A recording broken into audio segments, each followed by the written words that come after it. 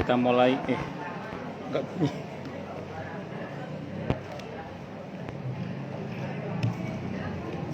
Halo, halo. Halo. Kita mulai, Bung.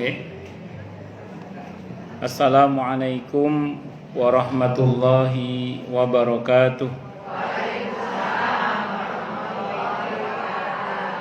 Bismillahirrahmanirrahim. Alhamdulillahi rabbil alamin. Wa bihi nasta'inu ala umurid dunya waddin. Wassalatu wassalamu ala asyrafil anbiya'i wal mursalin Sayyidina wa habibina wa syafi'ina wa qurrati a'yunina wa maulana Muhammadin wa ala alihi wa ashabihi wa dzurriyyatihi ajma'in, amma ba'd. Asyhadu an la ilaha illallah wa asyhadu anna Muhammadar Rasulullah wa ufawwidu amri ilallah innallaha basirum bil ibad. Hasbiyallahu la ilaha illa huwa alaihi tawakkaltu wa huwa rabbul arsyil azim. Qala Allahu ta'ala fi kitabihil karim hikayatan an nabiyillahi Musa alaihi salam. Rabbi syrah li sadri wa yassir li amri wahlul 'uqdatam min lisani yafqahu qawli. Para asatidah, para ibu-ibu sekalian, hafizani wa hafizakunallah, bil khusus segenap pengurus Majelis Taklim ibu-ibu PKK RW 03, betul nih? Yang semoga pengurusnya dan jamaahnya, ibu RW dan keluarga dan warganya, semoga semuanya saja selalu dalam naungan rahmat, barokah, perlindungan serta bimbingan Allah Subhanahu wa ta'ala. Amin Allahumma amin insyaallah.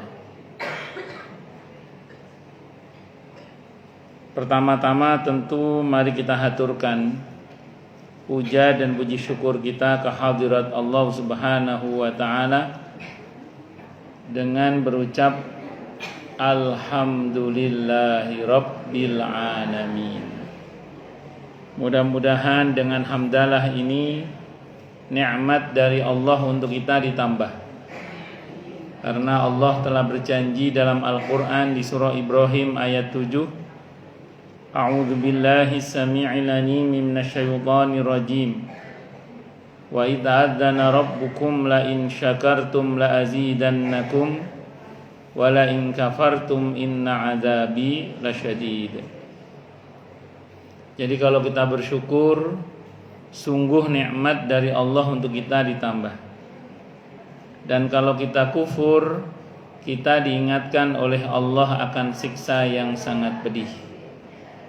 Ini janji Allah, dan janji Allah dalam Al-Quran itu la raiba fih, tidak ada keraguan di dalamnya. Di antara penjelasan la raiba fih adalah siapapun yang mengamalkan isi Al-Quran dengan keimanan dan keyakinan, maka Allah akan tunjukkan kebenaran Al-Quran itu kepadanya hingga tiada lagi keraguan dalam hatinya. Salawat dan salam semoga tercurah limpahkan untuk junjungan kita Nabi besar Muhammad sallallahu alaihi wasallam. Semoga kita semua diakui sebagai umat beliau. Amin Allahumma amin insyaallah. Saya wasiatkan terutama untuk diri saya sendiri dan panjenengan semua, agar kita semua terus berusaha meningkatkan ketakwaan kita kepada Allah Subhanahu wa ta'ala. Karena dengan takwa itulah kita bisa memperoleh derajat yang sangat tinggi dengan sesungguhnya di sisi Allah Subhanahu wa ta'ala. Hal ini didasarkan kepada firman Allah Subhanahu wa ta'ala dalam Al-Quran di surah Al-Hujurat ayat 13. A'udzu billahi samii'il 'aliim minasyaitonir rajim. Ya ayyuhan nasu inna khalaqnakum min dzakarin wa untha waja'alnakum syu'uban wa qabaila lita'arafu inna akramakum 'indallahi atqakum al-ayah. Wahai manusia, sesungguhnya kami telah menciptakan kalian dari seorang laki-laki dan seorang perempuan, berkembang menjadi bersuku-suku dan berbangsa-bangsa agar kalian saling mengenal. Sesungguhnya yang paling mulia di antara kalian di sisi Allah adalah yang paling bertakwa. Allah juga berjanji akan memberikan bonus bagi siapapun yang sungguh-sungguh bertakwa kepada Allah, berupa solusi atau jalan keluar dari setiap masalah yang dia hadapi. Dan Allah juga berjanji akan memberinya rizki dari arah yang dia tidak duga sebelumnya. Hal ini didasarkan kepada firman Allah Subhanahu wa ta'ala dalam Al-Quran di surah At-Talaq ayat 2 dan 3. A'udzu billahi samii'il 'aliim minasyaitonir rajim. Wa may yattaqillaha yaj'al lahu makhraja wa yarzuqhu min haitsu la yahtasib. Dan barang siapa orang yang bertakwa kepada Allah, maka Allah akan berikan dia jalan keluar dan rizki yang tak terduga. Di ayat tempatnya Allah berfirman, wa may yattaqillaha yaj'al lahu min amrihi yusra. Siapa yang bertakwa kepada Allah, maka Allah akan jadikan urusannya mudah.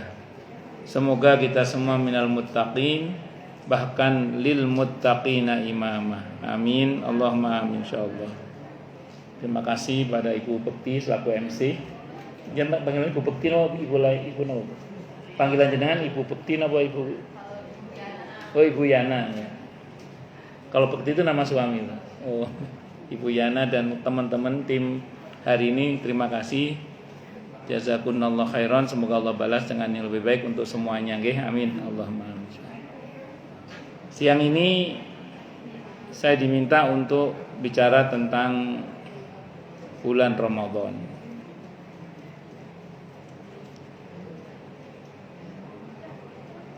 Kalau masuk bulan Ramadan, Nabi kita Muhammad sallallahu alaihi wasallam biasanya menyampaikan nasihat kepada para sahabat. Ini ada dalam hadis riwayat Ahmad, hadisnya hadis sahih. Kata beliau, qad ja'akum Ramadan. Sungguh telah datang kepada kalian bulan Ramadan. Jadi seolah-olah Ramadan seperti tamu. Makanya Nabi kita Muhammad sallallahu alaihi wasallam itu ketika maghrib Ramadan itu beliau mengatakan apa? Marhaban ya Ramadan. Selamat datang wahai bulan Ramadan. Oh iya, saya baru ingat, kalau kakinya kesemutan boleh selonjor Bu, silakan. Kalau kakinya kesemutan boleh selonjor, berdiri, lompat-lompat juga boleh, bebas nih. Santai saja, kalau sama saya santai aja. Yang penting ngajinya nyaman, nggih. Wes. Jadi seolah-olah Ramadan seperti tamu. Makanya di kampung saya dulu Bu, kalau menjelang Ramadan itu anak-anak pada menyanyikan lagu itu Bu. Dayo teko beberno kloso itu. Itu untuk nyambut bulan Ramadan itu. Tapi kloso bedah tembelen jadah. Jadah itu mujahadah, tetel, uli gitu loh. Itu dari kata mujahadah. Maksudnya kita sambut Ramadan dengan kesungguhan dalam beribadah kepada Allah Subhanahu wa taala. Enggak tahu ibu ada di situ, di kampung ibu ada lagu itu enggak? Kalau di kampung saya ada dulu. Oh, lanjut nih. Karena Nabi menganggap Ramadan seperti tamu yang mulia. Cuman sementara namanya tamu kan, sementara enggak lama-lama gitu. Kalau dalam fikih Islam itu bertamu ke rumah orang itu kalau nginep maksimal 3 hari, itu namanya bertamu. Kalau lebih dari 3 hari namanya kos. Ramadan itu dari kata Ramadun, artinya menghancurkan, melululantakkan, menghabiskan. Apa yang dihabiskan, apa yang dihancurkan? Dosa-dosa kita. Ditambahi alif dan nun, ada ziyadah alif dan nun menjadi Ramadhanu, Ramadun menjadi Ramadhanu. Itu kalau dalam bahasa Arab dia punya faidah sempurna tapi sementara. Berarti daya hancurnya Ramadan terhadap dosa, daya bakarnya Ramadan terhadap dosa, daya lulantaknya Ramadan terhadap dosa itu sempurna tapi sementara. Kenapa sementara? Karena hanya satu bulan. Makanya kita ini Bu harus betul-betul memanfaatkan bulan Ramadan itu dengan sebaik mungkin supaya kita ini lulus keluar bulan Ramadan dalam keadaan diampuni oleh Allah. Karena kata malaikat Jibril Bu, rugi banget. Bukan hanya rugi banget, rugi banget. Kalau bahasa Arabnya rohima angfurajulin, rugi banget orang yang mendapati bulan Ramadan kok keluar bulan Ramadan tidak diampuni oleh Allah Subhanahu wa taala. Itu saking kebangetannya orang itu, Bu. Kok bisa masuk bulan Ramadan, keluar bulan Ramadan kok tidak diampuni oleh Allah? Berarti orang itu kebangetan berarti. Kalau bahasanya malaikat Jibril rohima angfurajulin, ke gruwung irunge wong iku. Maksudnya itu rugi banget orang seperti itu. Di samping ada hadis, ada yang lain, ada 3 ya yang rugi banget itu. Di antaranya adalah orang yang mendapati kedua orang tuanya masih hidup tapi kok tidak menyebabkannya masuk surga. Itu rugi banget itu. Anak yang begitu itu rugi banget. Nututi orang tuanya masih hidup tapi tidak menyebabkannya masuk surga. Di samping juga adalah orang yang disebut namamu wahai Nabi Muhammad sallallahu alaihi wasallam kok tidak bersolawat kepadamu, itu rugi banget. Makanya kita ini harus banyak berdoa Bu pada Allah, mohon kepada Allah agar kita ini diberi kemauan dan kemampuan. Wabil khusus di bulan Ramadan nanti untuk beribadah dan beramal soleh secara baik dan benar serta optimal dan maksimal Bu. Mudah-mudahan ya, amin. Allahumma amin insyaallah. Sebagian salafus soleh doanya gimana Bu? Allahumma barik lana fi sya'bana, karena udah Sya'ban sekarang ya. Wa ballighna Ramadhana. Ya Allah, berkailah bulan Sya'ban kami ini dan sampaikanlah kami ke bulan Ramadan. Tentu semoga dalam keadaan sehat walafiat. Amin. Allahumma. Dalam ketaatan kepada Allah dan Rasulnya Muhammad sallallahu alaihi wasallam. Amin. Allahumma amin insyaallah. Mudah-mudahan Bu nggih. Perbanyak zikir la haula wala quwata illa billah. Tidak ada daya dan kekuatan kecuali dengan pertolongan Allah. Tidak ada daya meninggalkan maksiat dan tidak ada kekuatan untuk taat kecuali dengan pertolongan Allah. Kita butuh pertolongan Allah Bu, karena kita ini bisa karena dibisahkan oleh Allah. Kita ini mampu karena dimampukan oleh Allah. Orang bilang kita ini hebat, sejatinya karena dihebatkan oleh Allah. Bahkan kita ini ada karena diadakan oleh Allah. Makanya banyak minta tolong sama Allah nggih. La haula wala quwata illa billah. Persiapan zahir, persiapan fisik monggo, mboten napa-napa. Tapi jangan lupa persiapan batin, memperbanyak doa dan zikir permohonan kepada Allah. Karena ingat kita ini bisa karena dibisahkan oleh Allah.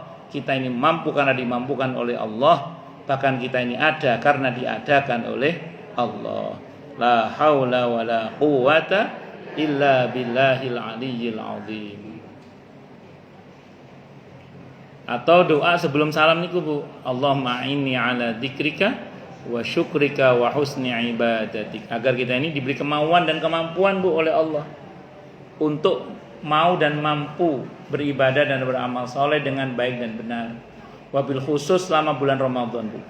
Dengan besar harapan kita nanti lulus sebagai alumnus terbaik Ramadan dengan gelar muttaqin, bahkan lil muttaqina imama. Mudah-mudahan Bu ya, amin. Allahumma amin insyaallah. Lanjut. Qad ja'akum Ramadan. Sungguh telah datang kepada kalian bulan Ramadan. Ayo rek ikut Ramadan wis teko rek, kira-kira gitu. Ramadan itu kata Nabi syahrun mubarakun. Bulan yang diberkahi oleh Allah. Jadi di bulan Ramadan itu Bu, keberkahan melimpah ruah. Dilimpahkan oleh Allah di bulan Ramadan itu gak ukuran Bu. Maka monggo kita manfaatkan bulan Ramadan itu untuk meraih keberkahan dari Allah sebanyak-banyaknya. Bukan sebanyak-banyaknya Bu, sebanyak-banyaknya. Apa barokah itu? Barokah itu subutul khair, tetapnya kebaikan. Apa barokah itu? Khairun alladzi yazdad, kebaikan yang terus bertambah. Maka harta yang kita pakai untuk kebaikan di bulan Ramadan insya Allah diberkahi oleh Allah. Sehingga selepas Ramadan harta kita diberkahi oleh Allah, membuat kita semakin dekat dengan Allah. Dibuat apa saja cukup. Allah dengan izin Allah bahkan lebih bermanfaat bagi banyak orang karena barokah. Waktu kita, tenaga kita, umur kita, kesehatan kita yang kita pakai untuk berbuat baik di bulan Ramadan, insya Allah diberkahi oleh Allah, sehingga selepas Ramadan tuh akan tampak kebaikan-kebaikannya, insya Allah. Dan minta kepada Allah keberkahan di bulan Ramadan ini Bu. Kenapa? Karena ini bulan yang kata Nabi berlimpah barokah. Apa-apa kalau diberkahi oleh Allah itu Bu ditambah kebaikannya, karena barokah itu adalah khairun alladzi yazdad, kebaikan yang terus bertambah. Pun bisa dipahami nggih? Nah, ini yang harus kita pahami berkaitan dengan masalah Ramadan sebagai bulan yang Allah berkahi. Nah, kira-kira Bu, kalau kita ingin menjaring keberkahan di bulan Ramadan, kalau ingin dapat banyak, caranya gimana Bu? Kan bulan Ramadan kan keberkahan melimpah ruah tuh. Pahala dilipat gandakan gak ukuran, rahmat diobral gak ukuran, ampunan Allah diobral gak ukuran, pokoknya. Kira-kira gimana Bu caranya supaya kita ini meraih barokah, rahmat, ampunan, pahala yang melimpah ruah itu secara optimal, secara maksimal tuh gimana caranya kira-kira itu? Ibu-ibu sekalian, hafizani wa hafizakunallah. Kalau kita berusaha meraih keutamaan Ramadan yang luar biasa itu, kita hanya pakai badan kita yang satu ini Bu, kok rasanya gak maksimal Bu yang bisa kita raih. Saya ulang Bu nggih. Kalau kita mau meraih keutamaan bulan Ramadan yang melimpah ruah barokahnya, manfaatnya itu, pahalanya, rahmat, barokah, ampunan, macam-macam itu yang baik-baik pokoknya. Itu kalau kita ingin meraih semua itu secara maksimal dan optimal, kalau hanya menggunakan badan kita yang satu ini loh Bu, rasanya kok nggak maksimal yang akan kita peroleh Bu. Kok bisa gitu Ustadz? Loh Bu, badan kita ini tenaganya terbatas apa terbatas? Terbatas. Kadang ada sakit-sakitnya nggih. Kadang ada lupa-lupanya, betul? Kadang ada mual-mualnya, muales-mualesnya, betul? Nggih. Kadang ada ngantuk-ngantuknya. Mending kalau ngantuk beneran, kadang ngantuan loh Bu. Jadi beda ngantuk sama ngantuan itu beda. Nah, berarti kalau kita hanya mengandalkan diri kita yang satu ini Bu, nggak maksimal Bu yang bisa kita raih. Terus gimana dong Ustaz kiat-kiatnya supaya maksimal kebaikan yang bisa kita raih di bulan Ramadan itu? Bu, caranya gampang. Bantu banyak orang untuk beribadah kepada Allah, yang dengan bantuan kita itu, setiap orang yang beribadah kepada Allah karena bantuan kita itu Bu, kita dapat bagian pahala yang sama dengan mereka. Allah berfirman Bu dalam Al-Quran di surah An-Nisa ayat 85, may yashfa' syafa'atan hasanatan yakul lahu nasibum minha, siapa yang memberikan pertolongan yang baik, maka dia akan dapat pahala yang sama dengan pertolongan tersebut atau yang ditolong tersebut. Maka di bulan Ramadan ada masjid, ada musola, bantu Bu bayar listriknya, bantu bayar airnya. Mahal Ustadz, yang ngisi kota amalnya maksudnya. Maka setiap orang yang beribadah kepada Allah di masjid yang kita bantu listriknya dan airnya itu, Bu, yang taraweh, yang sholat 5 waktu, yang iktikaf, yang kajian, yang tadarus, semuanya itu orang merasa nyaman beribadah di masjid itu, kita dapat bagian pahala yang sama dengan mereka. Kenapa? Karena kita bantu bayar listriknya, Bu, kita bantu bayar airnya, atau kita bantu menjaga kebersihan masjidnya. Wow, itu luar biasa. Wah, Ustadz contohnya yang punya duit itu. Ustadz kalau nggak punya duit gimana? Gampang, kasih tahu yang punya duit. Nah, jadi yang kalau nggak punya duit apa, Bu? Kasih tahu yang punya duit. Dalam hadis Sahih Muslim, orang yang menunjukkan kebaikan dapat pahala yang sama dengan yang ditunjuki itu, Bu. Kita kasih tahu aja, ayo, ada masjid makmur kegiatannya, ayo bantu bayar listriknya atau ngisi kotak amalnya, insya Allah itu seperti itu. Sebagian kita biasanya, Bu, ya, sebagian kita kalau ngasih merbot masjid, imam masjid, satpam, tukang sampah, pembantu, ngasih sembako, ngasih mukena, ngasih sarung, ngasih baju koko, itu biasanya menjelang Idul Fitri. Betul, Bu, ya? Itu apa salah, Ustadz? Enggak salah. Bener, teruskan. Cuman kalau ngasihnya menjelang Idul Fitri, biasanya dipakainya setelah Idul Fitri, setelah Ramadan, Bu, biasanya. Dipakainya setelah Ramadan. Tapi kalau ibu memberikan semua itu sebelum Ramadan, ada kemungkinan dipakai di bulan Ramadan. Sehingga ketika dia puasa, sahur dan bukanya pakai sembako dari kita, maka sebanyak itu orang yang puasa karena bantuan sembako dari kita itu, Bu, kita dapat bagian pahala yang sama dengan mereka. Apalagi di beberapa pesantren yang santrinya nggak pulang itu, sebuahnya itu santri yang makan beras dari kita atau lauk dari kita, itu kita dapat bagian pahala yang sama dengan puasa mereka. Belum kajian mereka, belum hafalan Quran mereka, belum murojaah hafalan Quran mereka. Bu, itu luar biasa loh, Bu, itu.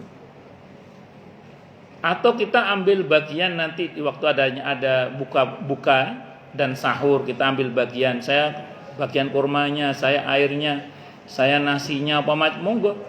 Apalagi di beberapa masjid dan mushola yang banyak musafir transit, Bu. Nah, itu seperti itu. Wah, itu luar biasa. Sekian banyak orang yang berbuka dengan makanan dari kita itu, walaupun cuma kita bantu airnya saja, itu kita dapat pahala yang sama dengan mereka, Bu. Wah, Ustadz, lagi-lagi contohnya duit. Kan nggak semua orang punya duit, Ustadz, loh. Saya bilang tadi, kalau nggak punya duit, kasih tahu yang punya duit. Betul. Kita tinggal tahu, ayo ini ada masjid Darul Arkom, masih kurang 5 kardus ini anunya, misalnya airnya, misalnya. Ayo ini ada masjid ini, musola ini butuh bayar listriknya ini untuk kenyamanan orang beribadah kepada Allah di bulan Ramadan misalnya. Kita beritahu. Atau anak-anak kita, cucu-cucu kita yang udah kerja, dong, jangan lupa loh, infak masjid musola, sayang ini bulan Ramadan ini ya. Kita dorong mereka. Allahu Akbar. Bisa dipahami, Bung, ya? Itu maksudnya gini, sekian banyak orang yang kita bantu beribadah kepada Allah itu, ketika mereka beribadah kepada Allah, kita dapat bagian pahala yang sama dengan mereka. Itu tadi ayatnya An-Nisa ayat berapa, Bu? 85. May yashfa' syafa'atan hasanatan yakullahu nasibum minha. Siapa memberikan pertolongan yang baik, maka dia akan dapat pahala yang sama dengan yang ditolong atau yang pertolongan atau dengan pertolongan tersebut. Tapi jangan gini juga, Bu, mentang-mentang udah bantu banyak, saya udah bantu masjid, musola banyak, saya udah banyak membantu para santri, pesantren, berarti saya sekarang tinggal santai-santai saja karena sudah punya passive income. Apa begitu, Bu? Boten. Kita tetap bermujahadah, Bu. Kita tetap berusaha. Kita tetap bermujahadah, kita tetap berusaha. Tidak boleh dengan dalih karena sudah banyak investasi yang menghasilkan pahala pasif income tadi itu, terus kemudian kita terus bermalas-malasan. Jangan. Kita tetap bermujahadah karena mujahadah kita juga dinilai oleh Allah Subhanahu wa ta'ala. Paham nggih? Nah, itu monggo lah dicari kesempatan untuk berbagi di bulan Ramadan ini. Nah, itu seperti itu. Sehingga kita ini Ramadannya tidak hanya bernilai hubungannya yang langsung dengan Allah, tapi juga hubungannya dengan sesama. Ada kepedulian sosial di situ itu. Itu seperti itu. Iftaradallahu alaikum siyamah. Allah wajibkan kalian berpuasa di bulan Ramadan itu. Jadi di antara ibadah yang wajib di bulan Ramadan adalah puasa, Bu. Puasa itu bahasa Arabnya saum, soma yasumu sauman, artinya al-imsak, menahan diri. Secara syar'i, definisi puasa itu apa, Bu? Menahan diri dari hal-hal yang dapat membatalkan puasa dari terbit fajar sampai tenggelamnya matahari, disertai dengan niat. Khusus puasa yang wajib seperti Ramadan atau puasa nadar atau puasa kifarat, itu di niat itu harus ditekadkan sebelum subuh. Karena ada hadis Nabi yang menyebutkan, barang siapa yang tidak membermalamkan niatnya, fala siyamalah, maka tidak ada puasa baginya, maksudnya enggak sah puasanya. Makanya ibu-ibu sebelum subuh sudah harus niat dalam hati untuk puasa Ramadan fardu karena Allah Ta'ala. Kalau lupa bagaimana, Ustadz? Subuh baru ingat, batal, enggak sah puasanya. Antisipasinya gimana, Ustadz? Gampang. Kalau kata Ibnu Hajar Al-Asqalani, kalau dalam mazhab Maliki itu ada solusi, Bu. Awal Ramadan, malam awal Ramadan itu niat puasa Ramadan sebulan penuh, fardu karena Allah Ta'ala. Ustadz, malam pertama Ramadan lagi haid, Ustadz. Niat aja, ya Allah, saya niat puasa Ramadan sebulan penuh kecuali saat haid karena Allah Ta'ala. Itu aja niatnya. Kalau ibu misalnya lagi haid di awal Ramadan, nah, jadi itu andaikan di malam-malam berikutnya kita ada lupa-lupanya gitu ya, insya Allah tetap sah puasanya. Tapi tetap diupayakan niat tiap malam, nggih. Nah, pokoknya sebelum subuh, biasanya habis tarawih ibu-ibu niat itu. Jadi saya ulang, menahan diri dari hal-hal yang dapat membatalkan puasa dari terbit fajar sampai tenggelamnya matahari, disertai dengan niat. Oh, berarti waktu imsak yang notabene 10 menit sebelum subuh itu kita masih boleh makan dan minum, boleh banget. Tapi sudah harus hati-hati, takutnya kelupaan subuh. Kalau dulu Nabi, sependek yang saya baca, Bu ya, subuh kurang 50 ayat itu udah selesai sahurnya itu. Ya kalau kita kurang 10 menit lah, itu udah selesai sahurnya harusnya. Kalau dulu Nabi andaikan pun masih sahur, makanannya mudah, Bu, dimakan. Kurma, roti kering, makannya gampang. Kalau jenengan rawon, tongseng, tengkleng, nasi uduk, suwe niku, Bu, mangming. Mending boy sebelum imsak lah sakit pun mantun nggih. Ya itu kalau bisa udah selesai itu. Dari terbit fajar sampai tenggelamnya matahari. Tidak boleh berbuat sesuatu yang membatalkan puasa, termasuk makan dan minum. Ini penting supaya kita ini mengerti tentang masalah ini, Bu. Tuftahu fi abwabul jannah. Di bulan Ramadan itu pintu-pintu surga dibuka. Surga itu rahmat Allah, Bu. Berarti di bulan Ramadan pintu rahmat diobral, enggak ukuran, Bu. Dan potensial kita untuk masuk surga. Semoga, Bu ya, amin insyaallah. Wa tughlaqu fihi abwabul jahim, dan ditutup pintu-pintu neraka. Neraka itu murka Allah. Berarti di bulan Ramadan Allah nggak akan murka kepada hambanya, Bu. Kalau sampai ada di bulan Ramadan seorang hamba yang dimurkai oleh Allah, berarti orang itu kebuangetan berarti. Jadi di bulan Ramadan Allah tidak akan murka kepada hamba-hambanya. Kok sampai ada orang yang dimurkai oleh Allah di bulan Ramadan, berarti orang itu apa, Bu? Kebuangetan berarti orang itu. Wa tughallu fihi syayatin, setan-setan dibelenggu. Yang dipakai untuk membelenggu setan itu puasa kita sendiri, Bu, puasa orang itu sendiri. Makanya kalau ada orang di bulan Ramadan berbuatnya nggak benar, berbuat jahat, saya pastikan satu, dia nggak puasa, atau kalaupun dia puasa, kualitas puasanya jelek dia. Karena orang kalau kualitas puasanya bagus, setan akan betul-betul terikat sehingga tidak akan bisa menggoda orang itu. Dia akan betul-betul jadi orang yang baik insya Allah. Itu seperti itu. Dan kalau di dalam bulan Ramadan, kita nggak bisa mengkambing hitamkan setan, Bu. Kalau di bulan Ramadan kan, di luar bulan Ramadan kita bisa ngomong saya tergoda oleh setan kalau berbuat salah. Kalau di bulan Ramadan nggak bisa, Bu, setannya diikat. Berarti setannya siapa, Bu? Ya kita sendiri kan. Setan itu minal jinnati wan nas.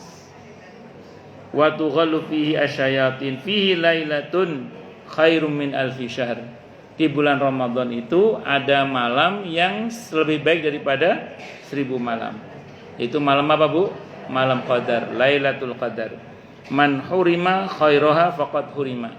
Siapa yang dihalangi untuk mendapatkan kebaikannya, maka dia sungguh telah terhalang dari kebaikan itu. Singkat kata, singkat cerita, jangan sampai kita meremehkan malam Qadar itu, Bu. Aduh Ustadz, 10 hari terakhir ini pesanan jahitan belum selesai. Pesanan nastar tambah banyak ini. Bagaimana kalau gitu, Bu? Tidak apa-apa, tetap aja kerjakan jahitannya, tapi jangan lupa sambil berzikir. Karena sayang kalau malam-malam 10 hari terakhir bulan Ramadan itu kita lewatkan dengan aktivitas duniawi tok. Usahakan ada zikirnya. Supaya apa? Supaya kita dapat dunianya juga dapat napa, Bu? Akhiratnya. Malam Qadar itu malam tidak hanya yang lebih baik daripada 1000 bulan, tapi itu malam di mana takdir manusia yang ditetapkan oleh Allah di malam nisfu Sya'ban itu dieksekusi. Jadi malam Qadar itu juga malam di mana takdir yang Allah tetapkan di malam nisfu Sya'ban itu dieksekusinya di malam Qadar itu. Nah, bersyukurlah kemarin yang di malam nisfu Sya'ban itu ibu-ibu termasuk yang banyak berdoa, banyak berbuat baik, banyak berzikir kepada Allah. Insya Allah ada catatan takdir yang baik di malam itu dieksekusinya di malam Qadar itu. Dieksekusinya di malam Qadar. Allahu Akbar.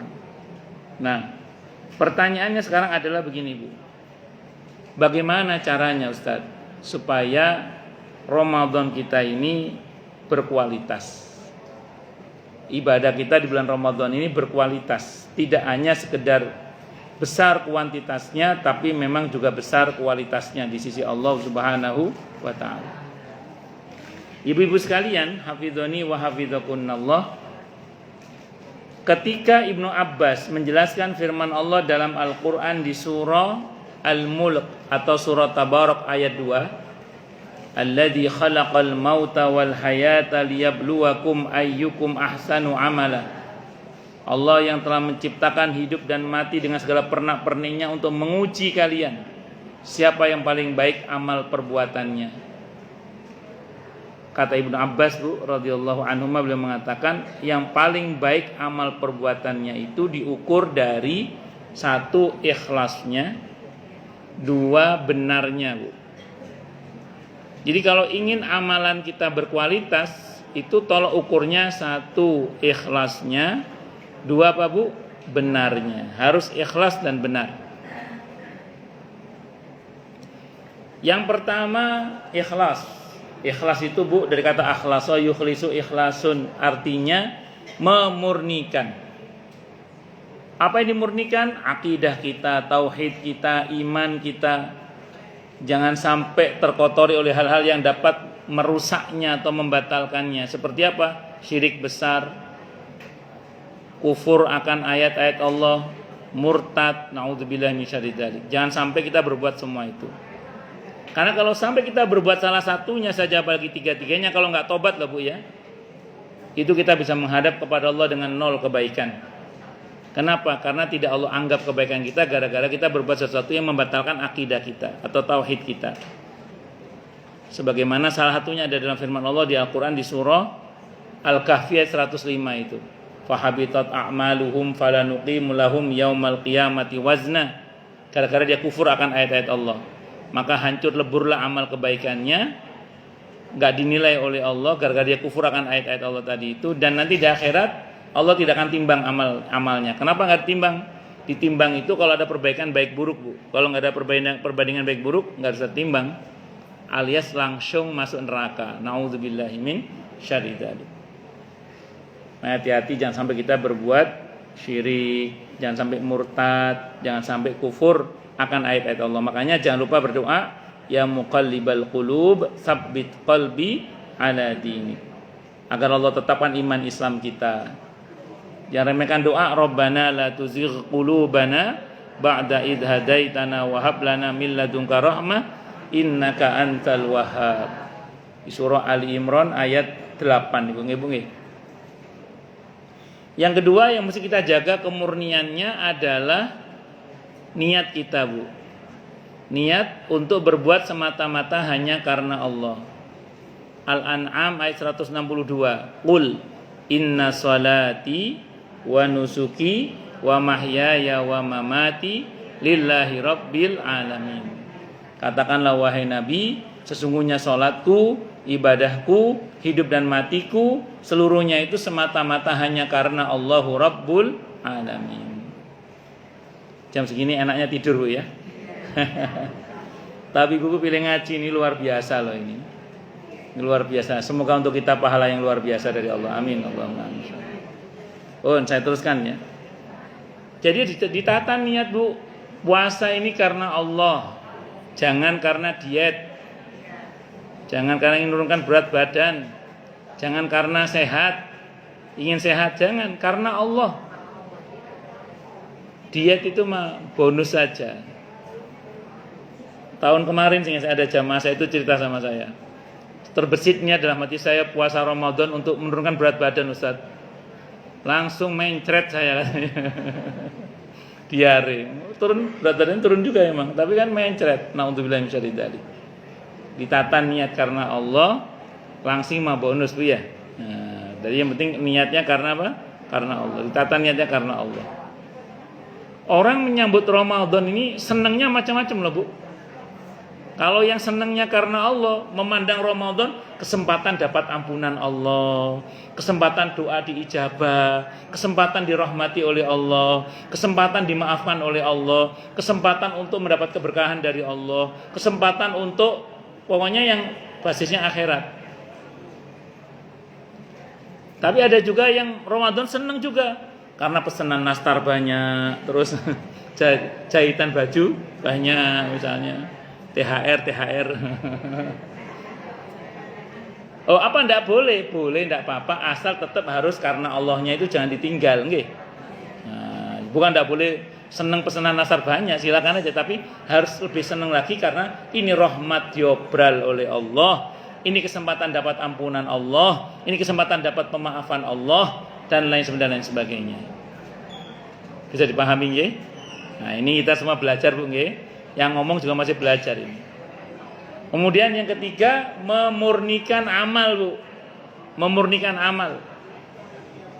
Memurnikan amal itu mengikhlaskan amal, memurnikan amal maksudnya bagaimana? Ini rumus, Bu, ya. Pada ketentuan yang enggak boleh ditambah, jangan ditambah. Pada ketentuan yang enggak boleh dikurangi, jangan dikurangi. Pada ketentuan yang syariat mengatakan silakan ditambah dan dikurangi, silakan, enggak apa-apa, Bu. Selama syariat mengizinkan. Contoh. Mentang-mentang semangat puasa Ramadan, 1 Syawal masih puasa. Oh, mentang-mentang. Padahal puasa 1 Syawal niku haram, ndak boleh. Mentang-mentang semangat beribadah subuh 20 rakaat. Wah, ndak boleh. Walaupun semangat fitness, semangat olahraga, tetap subuh 2 rakaat. Nggih.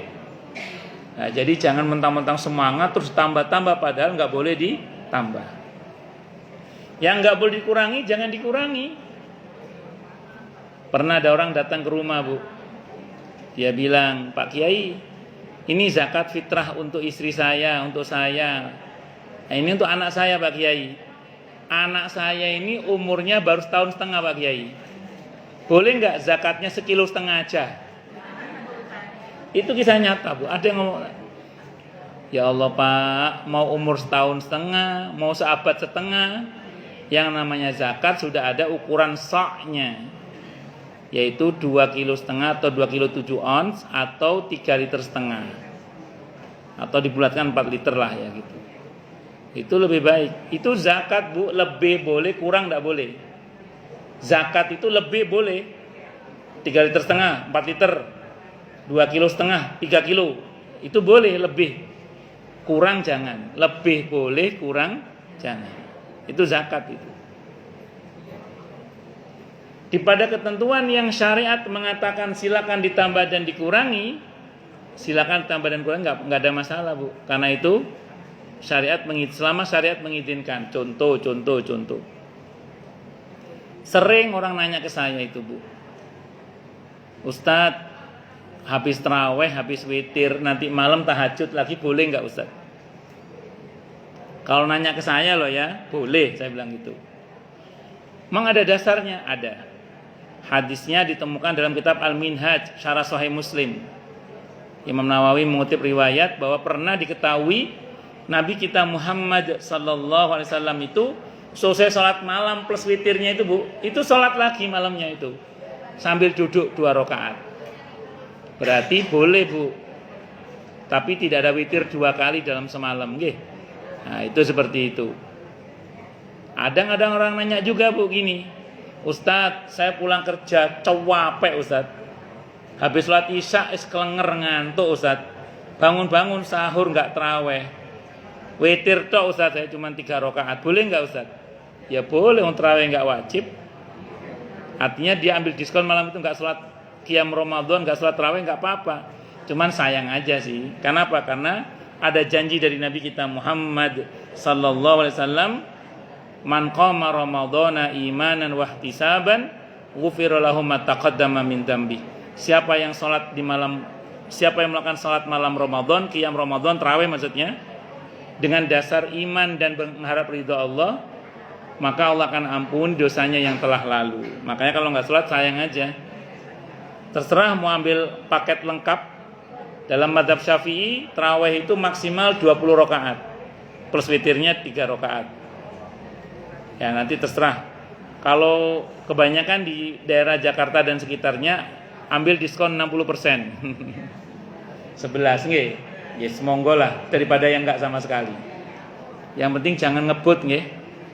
Yang musibah itu kata Ibnu Hajar yang ngebut.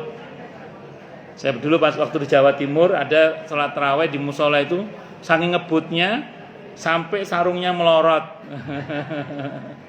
Itu kita nyata itu, sampai melorot sarungnya itu. Oh, itu musibah itu. Nggih, itu mau ambil diskon 60% 11 rakaat, mau ambil yang 23 plus witirnya nggih monggo, silakan masing-masing, yang penting jangan ngebut. Itu pesannya itu. Terus kemudian itu mengikhlaskan apa tadi Bu? Amal. Yang kedua harus benar Bu, harus benar.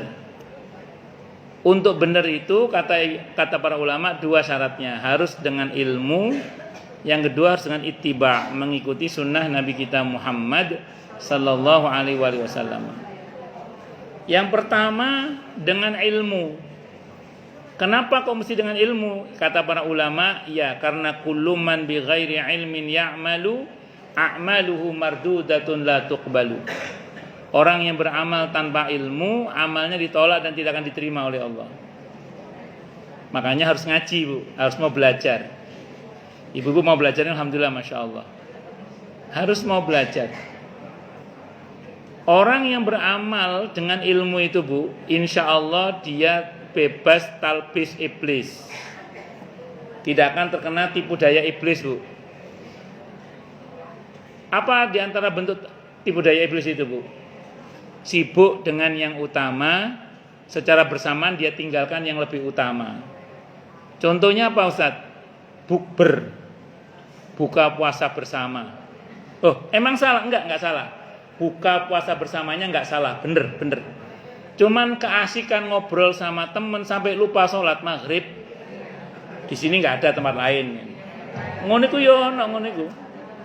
Sibuk dengan buka puasanya, ngobrol dengan temennya, lupa sholat maghrib. Loh, buka puasa bersama itu utama, karena makan bareng itu kan utama. Undangan walimah itu utama. Tapi sholat maghrib itu jauh lebih utama. Contoh yang lain, pernah ada jamaah saya itu datang ke masjid, Bu. Sudah mulai taraweh, dia belum sholat isya. Kata pembantunya, udah Bu, kita sholat taraweh dulu aja, nanti baru sholat isya. Kata majikannya yang jamaah saya, enggak lah, kita isya dulu baru taraweh. Kira-kira yang bener yang mana, Bu? Isya dulu baru taraweh.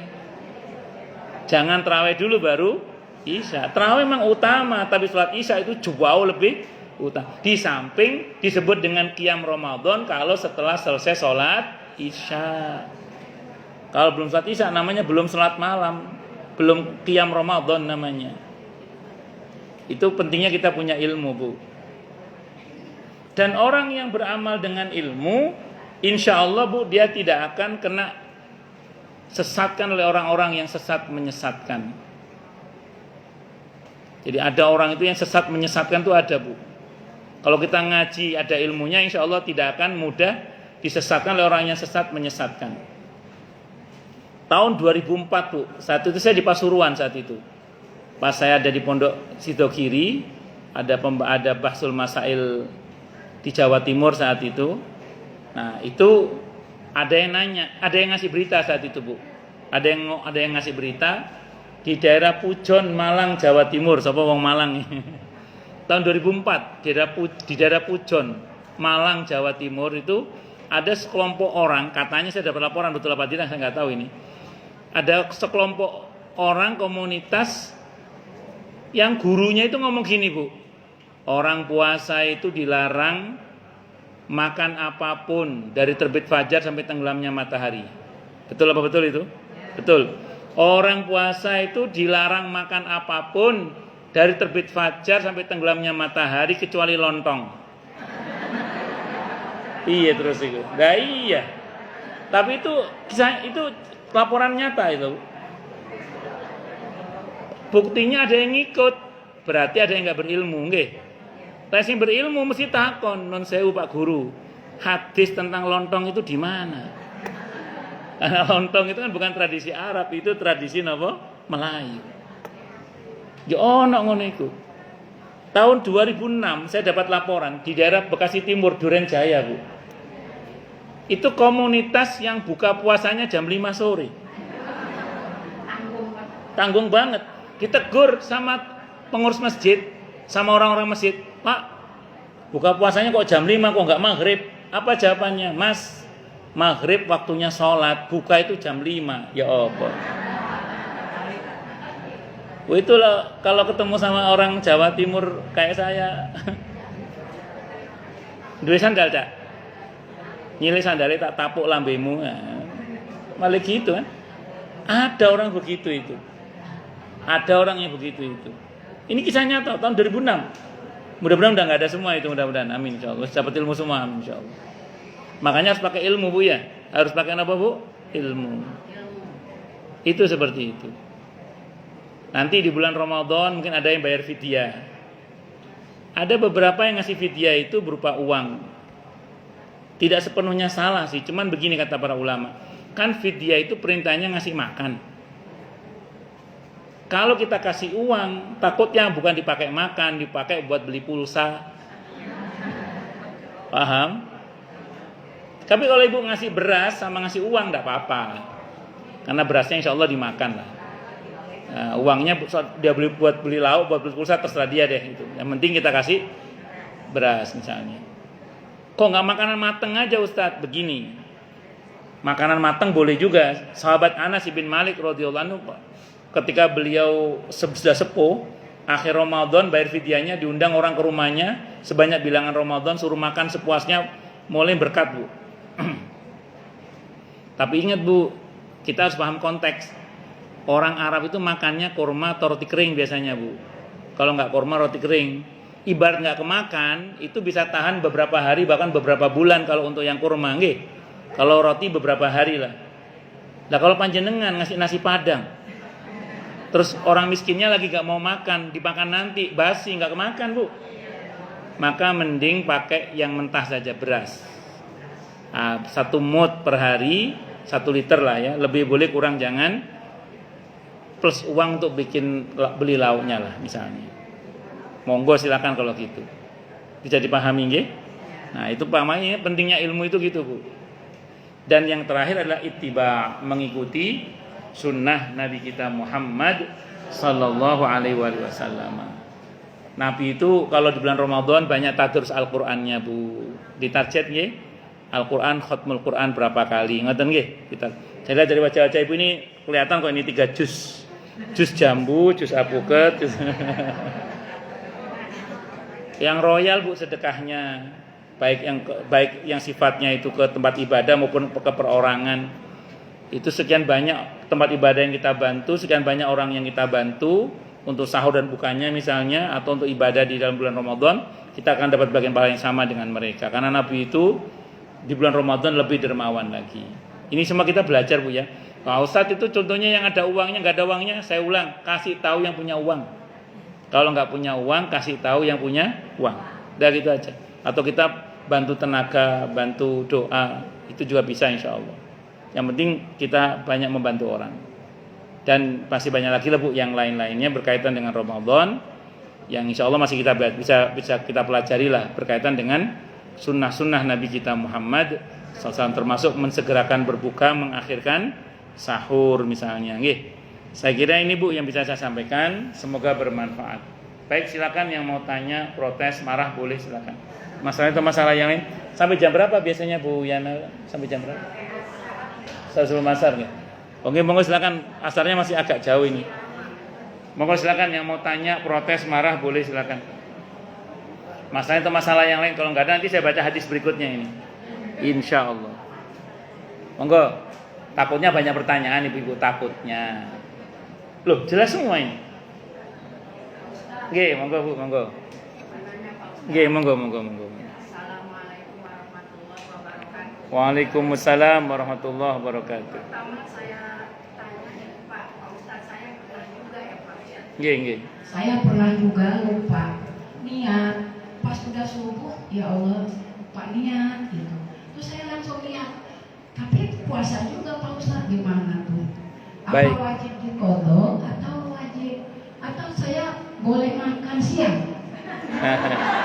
Ya. Bagus. Katanya Bagus. kan nggak sah katanya. Ya, Pak bagus. Ustadz. Yang kedua, Ya. saya tanya masalah fidyah. Kalau fidyah itu Pak Ustadz, kalau dikasih duit katanya takutnya dibeliin pulsa. Ya. Nah, kalau kita kasih beras, terus ukuran uangnya berapa untuk lauk pauk? Saya belum tahu itu Pak Ustadz. Bagus. Makasih Pak Ustadz. Nggih, sami-sami. Assalamualaikum warahmatullahi wabarakatuh. Waalaikumsalam warahmatullahi wabarakatuh. Pertama, sebenarnya gini ya Bu, sebenarnya ya, hampir jarang lah orang lupa niat di bulan Ramadan, hampir jarang. Kalau yang dimaksud niat adalah al-qasdu, kesengajaan kuat.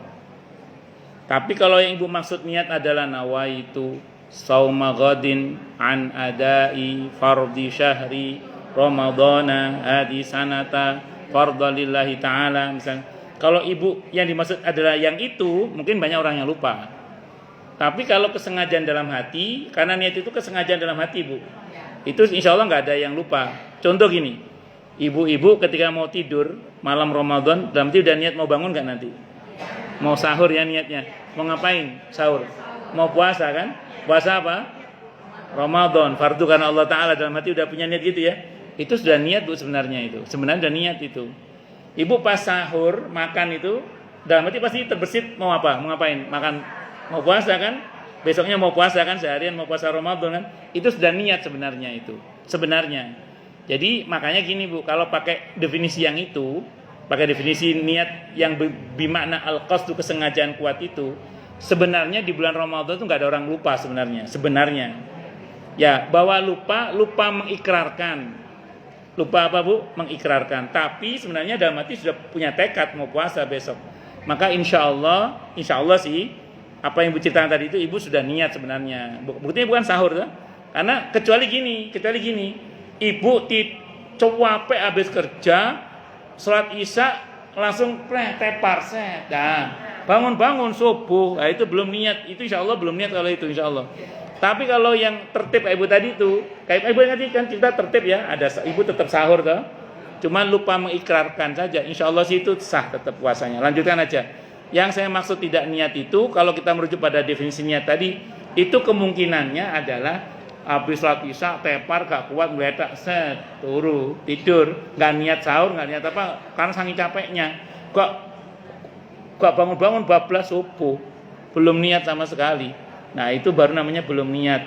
Itu pun kalau dia sudah niat di awal sebulan penuh, insya Allah sah. Ngaten nggih? Wallahu a'lam bishawab itu. Jadi untuk kasus Ibu insya Allah tetap sah puasanya dan tidak wajib qadha insya Allah. Kemudian yang kedua mengenai fidyah, berapa lauknya? Begini, kalau ukuran makanan pokoknya itu 1 mud. 1 mud itu 6 ons atau 7 ons beras ya. 1 liter lah, 1 liter. Lauknya berapa? Dipanteskan aja. Ibu mau ngasih lauk berapa? Ya kira-kira kalau 10.000 pantes apa enggak? Kalau 20.000 pantes apa enggak? Silakan ya dipantes-pantesin aja. Dan itu kembali pada Ibu karena itu tidak ada kewajiban sebenarnya. Yang pokok itu makanan pokoknya itu aja sih sebenarnya. Ya, adapun nanti berasnya dijual juga sama dia misalnya itu urusan dia deh. Urusan kita, yang penting kita udah berusaha ngasih makan gitu ya. Dan ingat fidyah itu mustahiknya adalah orang-orang miskin. Jadi bukan 8 asnaf dalam zakat itu. Ya, pernah satu saat saya ngisi kajian di kantor Kementerian BUMN saat itu pas makan siang imam masjidnya ngomong, "Ustadz, ini ada orang bayar fidyah. Ini dalam bentuk makanan matang." Walaupun saya kurang setuju sebenarnya. Saya bilang, "Oh, kalau fidyah saya nggak berani makan, Ustadz." Saya bilang itu. Saya nggak berani makan. Loh, kenapa? Kan antum fisabilillah. Iya, fisabilillah, tapi ini kan fidyah. Fidyah itu kan hanya untuk orang miskin. Saya bilang sama dia, "Saya insya Allah kaya secara materi. Insya Allah belum," saya bilang. Cuman kalau dibilang miskin, saya nggak miskin juga, saya bilang gitu. Maksudnya kalau kaya dalam pengertian yang kaya raya gitu ya, dalam pengertian materi, saya insya Allah belum, saya bilang. Insya Allah belum. Tapi kalau miskin saya juga enggak, saya bilang gitu. Nah saya nggak mau. Akhirnya Ustadz itu juga nggak berani makan karena merasa nggak miskin kan. Saya juga merasa nggak miskin. Akhirnya diberilah ke pegawai atau karyawan BUMN yang gajinya 8, tiap bulannya itu karena setiap tanggal 8 dia koma itu ya karena ada orang yang gajinya 8, karena setiap tanggal 8 dia koma itu dikasih ke mereka untuk dimakan akhirnya. Wallahu a'lam bishawab. Itu nggih. Nggih, monggo yang lain. Daya gajinya 8, karena setiap tanggal 8 dia koma. Karena gajiannya tanggal 26, Bu. Tanggal 8 udah koma dia. Oh, udah. Tapi ini ada jawab nama ya. Oke, monggo silakan yang lain. Ada lagi Ibu yang mau nanya? Oke, monggo Ibu Wakil RW, Bu RW ini. PKK. Nama sekretarisnya nih beliau. Masya Allah. Sekjen PKK. Terima kasih Pak Ustadz. Terima kasih. Nggih, sami-sami. Assalamualaikum warahmatullahi wabarakatuh. Waalaikumsalam warahmatullahi wabarakatuh. Tadi di awal Pak Ustadz info bahwa Ramadan itu seperti tamu ya Pak. Karena kan cuma 1 bulan. Tapi pada saat pelaksanaannya ketika kita melakukan hal-hal yang seharusnya di bulan Ramadan itu tidak kita lakukan, misalnya wanita pada zaman masih produktif menstruasi, itu harus mengganti.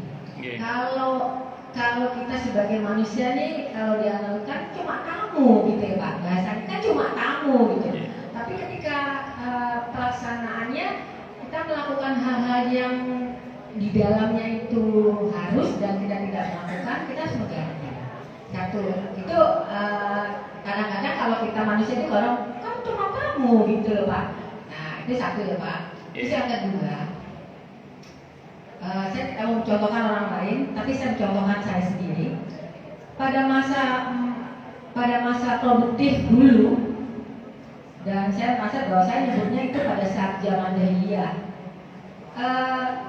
Ketika kita puasa kan terus berhutang.